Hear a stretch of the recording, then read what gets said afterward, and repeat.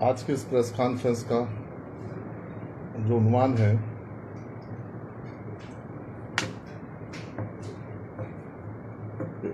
कल मोअज़्ज़िज़ वक्फ बोर्ड के साबिक़ा चेयरमैन जनाब मसूल्ला साहब की क़यादत में BRS माइनॉरिटी का एक डेलीगेशन वक्फ बोर्ड ऑफिस पे आके कुछ नुमाइंदगी औक़ाफ़ के इश्यूज़ को लेके कुछ नुमाइंदगी करके यहाँ पर गया। हम उस क्योंकि कांग्रेस पार्टी, हुकूमत तेलंगाना और ख़ास तौर पर मैं जमहूरियत में और जमहूरी हुकूमत में हम यकीन रखने वाले लोग हैं। हम यकीनन हमारी हुकूमत में अपोजिशन पार्टीज़ का हम रेस्पेक्ट करते हैं और हम ये चाहते हैं कि एक ज़िम्मेदार अपोजिशन पार्टीज़ एक ज़िम्मेदार अपोजिशन का रोल अदा करें और वक्तन फ़क्तन गवर्नमेंट को अवामी मसाइल के ऊपर नुमाइंदगी करे, तनक़ीद जहाँ पर ज़रूरत है तनक़ीद करे, लेकिन तनक़ीद बराए तामीर होना चाहिए, तनक़ीद ना कि पब्लिसिटी के लिए हो। कल उनका वफ़द आया था यहाँ पर, मेरे से मिला, तफसील से मेरी बातचीत हुई। वो लोग जो इश्यूज़ के ऊपर बात किए, हम उनको उस चीज़ से जो चीज़ वो बात किए हम उसको उनको मुतमईन किए और वो ख़ुद भी यहाँ से मुतमईन होके गए, कन्विंस होके यहाँ से गए कि ये बात बिल्कुल सही है। लेकिन यहाँ से जाने के बाद नीचे सहाफ़ी हजरात से वो गुफ्तगू करते हुए जो हक़ाइक़ है उसको छुपाकर एक पब्लिसिटी के लिए या फिर हमारे पॉलिटिकल एग्जिस्टेंस, हमारे पॉलिटिकल वजूद को बताने के लिए बोले हैं या फिर तनक़ीद करने के लिए बोले हैं या किस लिए बोले, मुझे तो पता नहीं है। जो बात मीडिया में बोले हैं वो बात मुझे भी यहाँ पर भी बोल सकते थे और वो बात यहाँ पर हमारी बातचीत हुई और मैं उनके साथ जब मेरी मुलाकात हुई तो मैं कोई अलग से उनके वफ़द के साथ अलग से मुलाकात नहीं किया। तकरीबन 50 लोग मेरे चैम्बर में बैठे हुए थे, उसमें मीडिया के हजरात भी थे और वो लोग लाइव ले रहे थे। मेरी जो बात थी आपस में जो हमारी गुफ्तगू हुई उसमें सब चीज़ खुल के था, मैंने उनका खुल के जवाब दिया और वो लोग भी जो मेंबरान आए थे BRS के अखिलती शोबे के लोग थे, वो लोग सब कन्वेंस होके, उसमें ख़वातीन भी थे, कन्वेंस होके गए वो लोग। लेकिन नीचे जाने के बाद पता नहीं क्यों कि एक 10 साल के बाद कि हमारा वजूद ख़तरे में है या फिर क्या सोचे पता नहीं, वो एक मीडिया को एक अलग आके स्टेटमेंट दिए जिसमें वो 3 चीज़ों के ऊपर कल हमसे नुमाइंदगी की है। वो ख़ास तौर पर जिसमें पहला मुद्दा था अनीसुल गुरबा का। अनीसुल गुरबा पे वो अपनी बात ये रखे कि अनीसुल गुरबा को बिल्डिंग को टेमरीज को किराए पे दिया गया है और ये जो किराए पे दिए वो हुकूमत का तरीक़ा गलत है, ये क़ानूनी तौर पर कलेक्टर के थ्रू होना चाहिए। इस तरीके से वो कुछ बात की है मीडिया में, आप लोग सब लोग आप लोगों के पास सबके पास रिकॉर्डिंग है। मैं ये बताना चाह रहा हूँ कि पिछले 10 साल में जितने भी वक्फ बोर्ड के जायदादों को किराए पे दिया गया, किसी जायदाद को कोई कलेक्टर को या किसी MRO के सामने किराए पे रखे नहीं दिया गया, क्योंकि वक्फ बोर्ड एक ऑटोनोमस बॉडी है और ऑटोनोमस बॉडी में वक्फ बोर्ड में डिसाइड होता है कि किसको देना है किसको नहीं देना है। जहाँ तक टेमरीज का सवाल है कि पिछले 1 हफ्ते से ये बात सोशल मीडिया में और कोई अलग अलग ऑर्गेनाइजेशन की तरफ से बात आ रही है कि मौजूदा हुकूमत में कोई ऐसा फैसला नहीं हुआ है, ये फैसला पिछले हुकूमत में हुआ है। और जहाँ तक ये टेमरिस की बात है, ये टेमरिस को किराए को देने के लिए वक्फ बोर्ड मसीउल्लाह साहब की सदारत में 27/9/2023 के दिन बोर्ड के मीटिंग में एजेंडा नंबर 56 में वो बोर्ड के मीटिंग में फैसला लिया गया कि ये टेमरिस को 5 रुपये में पर स्क्वायर फीट में 1,45,000 स्क्वायर फीट पूरी बिल्डिंग, क्योंकि टेमरिस की जो बिल्डिंग है वो अनीसुल गुरबा 400 चिल्लर मुरब्बा गज के ऊपर थी। उसके बाद गवर्नमेंट से 4,000 गज लिया गया, गवर्नमेंट दी है, तो उसके बाद वो अभी जो है टोटली वो 4,800 चिल्लर गज पे वो बिल्डिंग है, जिसमें जो अभी बिल्डिंग्स के जितने फ्लोर्स है अगर उसको स्क्वायर फीट में लेंगे तो जो बिल्डअप एरिया है 1,45,000 स्क्वायर फीट जमीन 5 रुपए के हिसाब से 27/9/2023 को आइटम नंबर 56 बोर्ड में ये रेजोल्यूशन पास करके मसीउल्लाह साहब चेयरमैन की मौजूदगी में ये भेजा गया।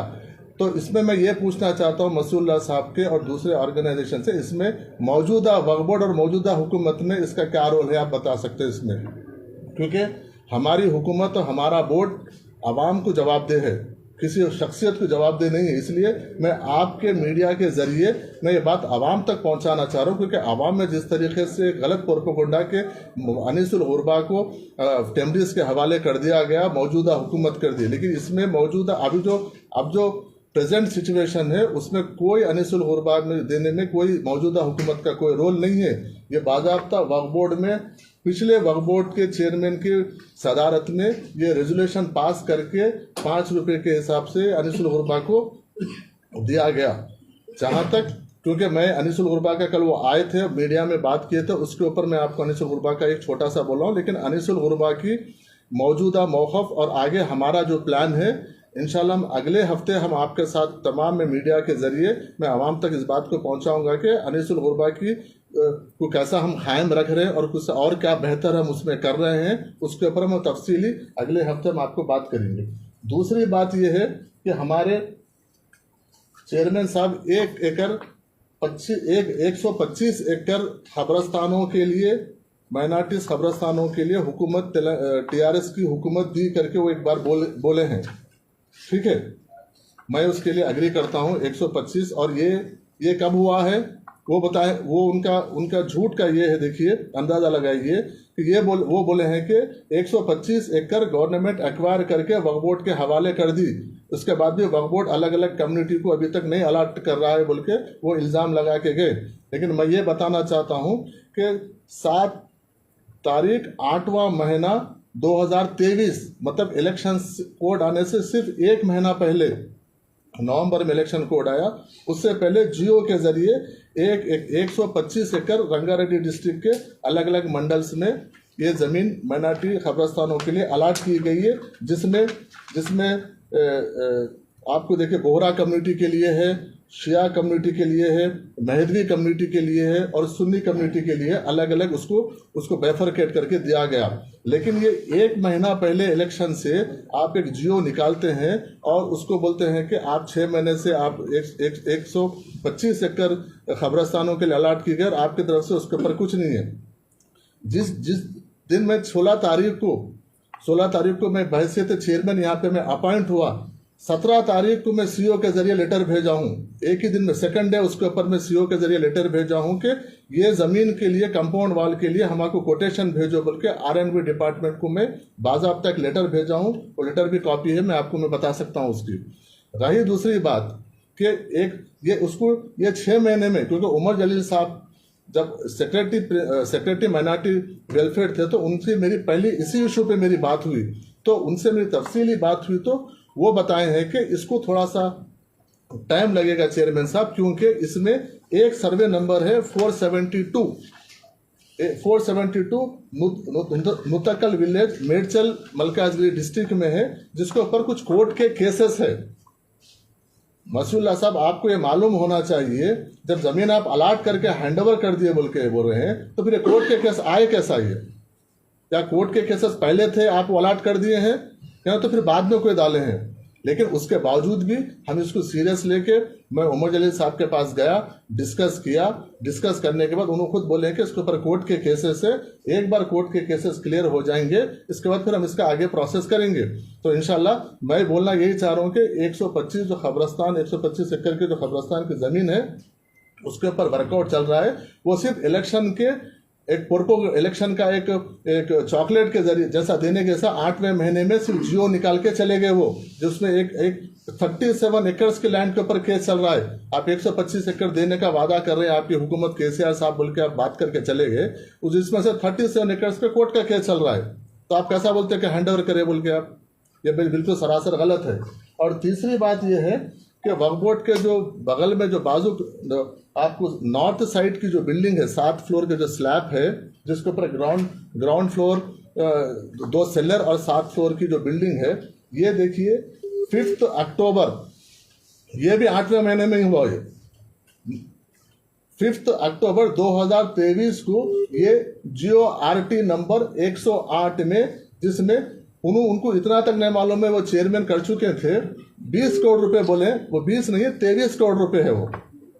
23 करोड़ रुपए तेलंगाना हुकूमत की जानिब से एक जियो आया, जियो आरटी आया। जियो आरटी का वैलिडिटी सिर्फ 3 साल की, 3 साल में इसकी वैलिडिटी खत्म हो जाती, जियो आरटी खत्म हो जाता, हम हाथ उठा देंगे 23 करोड़ रुपए से। लेकिन वक्त या तो इलेक्शन 1 महीने के बाद आ रहा, हम तो अभी जियो दे देंगे करके ये क्या किए, ये अक्टूबर 2023 को 23 करोड़ का लेके आए। लेकिन और एक भी चीज बता रहा हूं मैं, आप कल आप कल ये दावा करके गए कि अमाउंट रिलीज हो गया, अभी तक काम शुरू नहीं हो रहा। अक्टूबर 5 तारीख को जो 2023 को जो जियो आरटी नंबर 108 आया, उसमें सिर्फ एडमिनिस्ट्रेटिव सैंक्शन है, बजट एलोकेशन नहीं है, सिर्फ एडमिनिस्ट्रेटिव सैंक्शन दी गवर्नमेंट उसके ऊपर बजट आने का है, बजट रिलीज होने का है, उसके ऊपर अभी तक कोई कार्रवाई नहीं हुई। इसलिए मैं आपको ये बोलना चाह रहा था कि बेशक हम भी 10 साल तक अपोजिशन में थे, हम भी हुकूमत से अलग अलग इश्यूज के ऊपर हम नुमाइंदगी किए, लेकिन नुमाइंदगी तनकीद भी हो तो तनकीद बराए तामीर होना चाहिए। क्योंकि मैं कल उनको बोला हूँ कि भाई हमारी जो सोच है, हमारी पार्टी की सोच, हमारी हुकूमत की सोच, सबको लेके चलना। आप जितना हो सकते अक़लियतों के ऊपर, मिली बहबूदी के ऊपर जो भी इश्यूज है आज हमारे नॉलेज में लेके आइए, हम उसको बराबर आपकी एडवाइस को रिस्पेक्ट करेंगे। और मैं मसीहुल्लाह साहब को ये तक बोला हूं उनके वफद के सामने कि पिछली गवर्नमेंट के जो भी अच्छे काम रहेंगे हम उसको आगे बढ़ाएंगे, और जो काम अक़लियतों के कौम को नुकसानदेह रहेंगे हम उसके ऊपर बराबर इंक्वायरी करेंगे, हम उसके ऊपर एक्शन लेंगे, नहीं तो हम उसको बदलने का काम करेंगे। लेकिन जो आप लोग के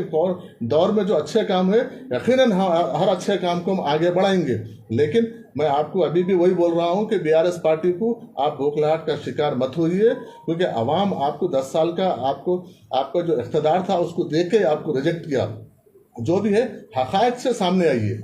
मैं आपको कल बात किया हूँ, सब चीज़ में यही बात उनको भी समझाया हूँ, तो वो हक़ाइक़ से यहाँ पर तो वो लोग कन्विंस होके, लेकिन मीडिया में जाके कुछ पब्लिसिटी वगैरह के लिए तो कुछ करने की कोशिश की है। इसलिए मैं आपके ज़रिए आवाम को बताना चाहता हूँ कि ये जो कल जितने भी 3 वादे जो बात की हैं वो टीआरएस के गवर्नमेंट में हुआ। अनीसुल गुरबा को 5 रुपए से उन्हीं की हुकूमत ने दी 1 लाख, और पूरी की पूरी बिल्डिंग में वक्फ बोर्ड पे रेजोल्यूशन रख के उन्हीं के सदारत में हुआ सो है। 23 करोड़ रुपए का एडमिनिस्ट्रेटिव सैंक्शन दिए खाली, लेकिन उसके ऊपर कोई अमाउंट और बजट रिलीज नहीं हुआ है। उसके साथ साथ 1,125 एकड़ की जो है वो कोर्ट के केसेस चल रहे हैं, वो कोर्ट के केस चलने वाली जमीन मुसलमानों को अलॉट करके उसको कोर्ट में डाल के छोड़ दिए। इसलिए ये सच्चाई है, ये सब आवाम को उसको जानने की जरूरत है।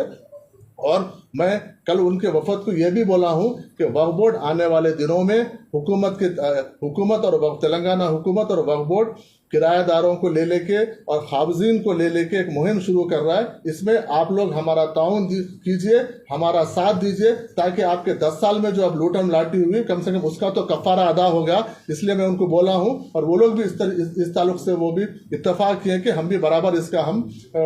इसमें हमसे जो भी हो सकता है हम इसमें ताउन करेंगे। बस यही आप लोग के जरिए में आवाम को, कौम को, क्योंकि ये एक वाहिद हुकूमत में एक वाहिद इदारा ऐसा है जो जिस नीयत से हम काम कर रहे हैं। एक वाहिद इदारा ऐसा है जिसमें दुनिया में भी पूछे और आखिरत में भी पूछे, वही नीयत से, वही इखलास से हम यहाँ पर काम कर रहे हैं। इंशाल्लाह आप अवाम हमारी ताकत है।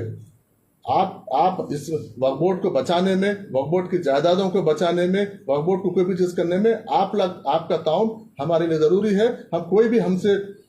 फलाह बहबूदी के काम होते हैं, वक्फ बोर्ड पे कोई भी मसाइल होते हैं, हम आवाम के साथ रुजू होंगे, आवाम के डोमेन में, आवाम के कोर्ट में लेके जाएंगे। आवाम का जो फैसला रहेगा उसके हिसाब से हम वक्फ बोर्ड में आगे काम करेंगे। बहुत बहुत शुक्रिया। हाँ, कुछ सवाल लेंगे। अब ये तो तीन ही चीज़ पे है। ये